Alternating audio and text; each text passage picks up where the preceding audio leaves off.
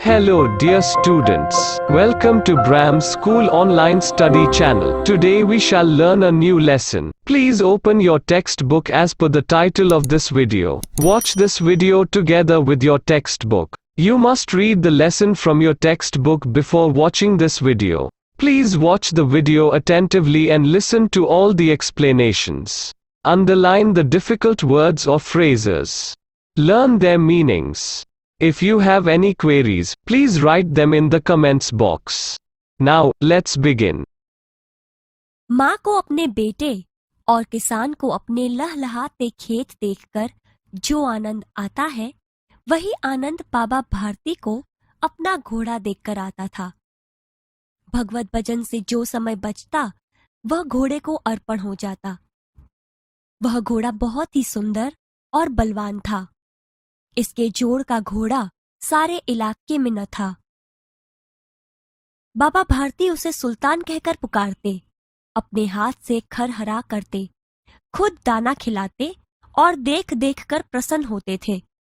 उन्होंने रुपया, माल असबाब, जमीन आदि अपना सब कुछ छोड़ दिया था, यहाँ तक कि उन्हें नगर के जीवन से भी घृणा थी।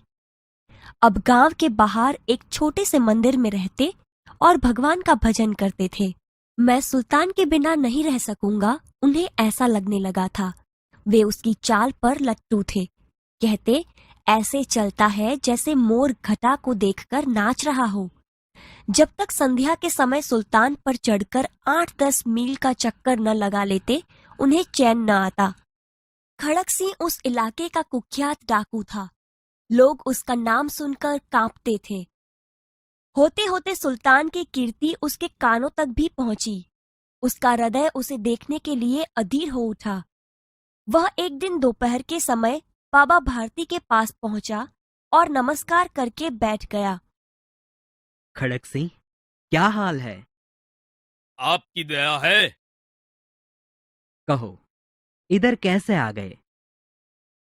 सुल्तान की चाह खींच लाई। विचित्र जानवर है, देखोगे तो प्रसन्न हो जाओगे। मैंने भी बड़ी प्रशंसा सुनी है। उसकी चाल तुम्हारा मन मोह लेगी। कहते हैं देखने में भी बड़ा सुंदर है। क्या कहना, जो उसे एक बार देख लेता है, उसके हृदय पर उसकी छवि अंकित हो जाती है। बहुत दिनों से अभिलाषा थी, आज उपस्थित हो सका हूँ। बाबा भारती और खड़क सिंह अस्तबल में पहुंचे। बाबा ने घोड़ा दिखाया घमंड से। खड़क सिंह ने घोड़ा देखा आश्चर्य से। उसने सहस्त्रों घोड़े देखे थे, परंतु ऐसा बांका घोड़ा उसकी आंखों से कभी न गुजरा था। सोचने लगा, भाग्य की बात है, ऐसा घोड़ा खड़क सिंह के पास होना चाहिए था। इस साधु को ऐसी चीजों से क्या लाभ? कुछ देर तक आश्चर्य से खड़ा रहा। इसके पश्चात उसके हृदय में हलचल होने लगी। बालकों की सी अधीरता से बोला, परंतु बाबा जी, इसकी चाल न देखी तो क्या? बाबा जी भी मनुष्य ही थे। अपनी वस्तु की प्रशंसा दूसरे के मुख से सुनने के लिए उनका हृदय अधीर हो गया। घोड़े को खोलकर बाहर ले गए। घोड़ा वायु वेग में उड़ने लगा। घोड़े की चाल देखकर उसके हृदय पर सांप लौट गया। वह डाकू था और जो वस्तु उसे पसंद आ जाए, उस पर वह अपना अधिकार समझने लगता था। जाते जाते उसने बाबा से कहा, बाबा जी, मैं यह घोड़ा आपके पास न रहने दूंगा। बाबा भारती डर गए। अब उन्हें रात को नींद न आती। सारी रात अस्तबल की रखवाली में कटने लगी। प्रतिक्षण खड़क सिंह का डर लगा रहता था, परंतु कई महीने बीत गए और वह न आया। यहाँ तक कि बाबा भारती कुछ असावधान हो गए। संध्या का समय था। बाबा भारती सुल्तान की पीठ पर सवार होकर घूमने जा रहे थे। इस समय उनकी आंखों में चमक थी, मुख पर प्रसन्नता।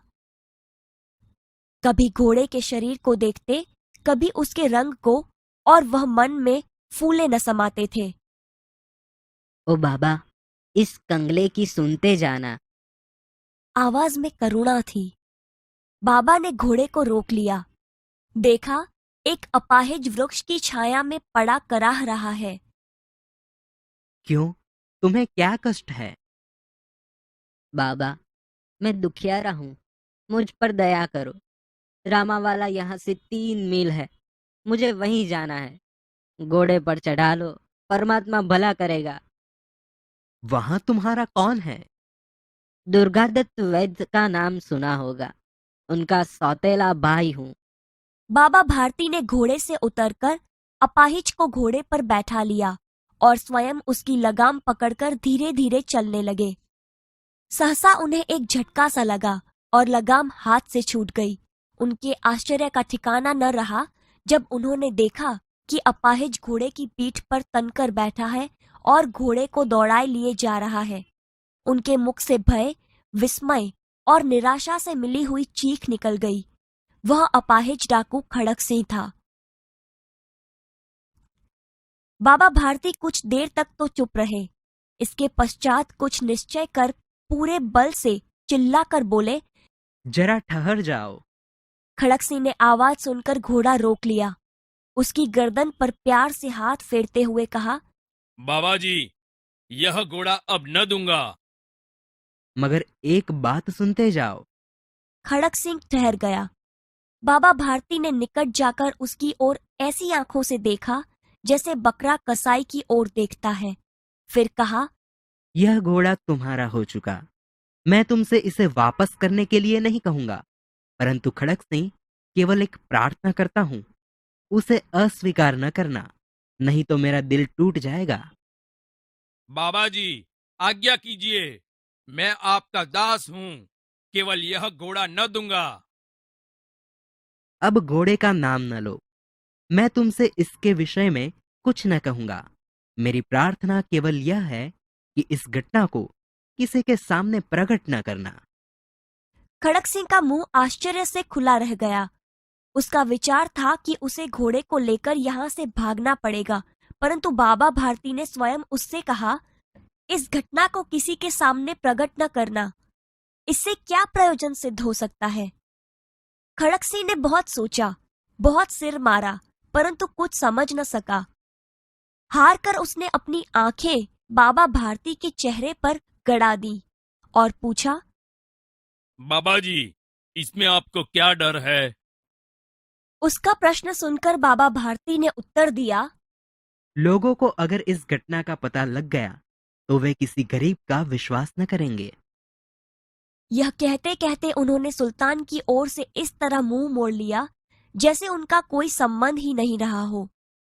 बाबा भारती चले गए, परंतु उनके शब्द खड़क सिंह के कानों में उसी प्रकार गूंज रहे थे।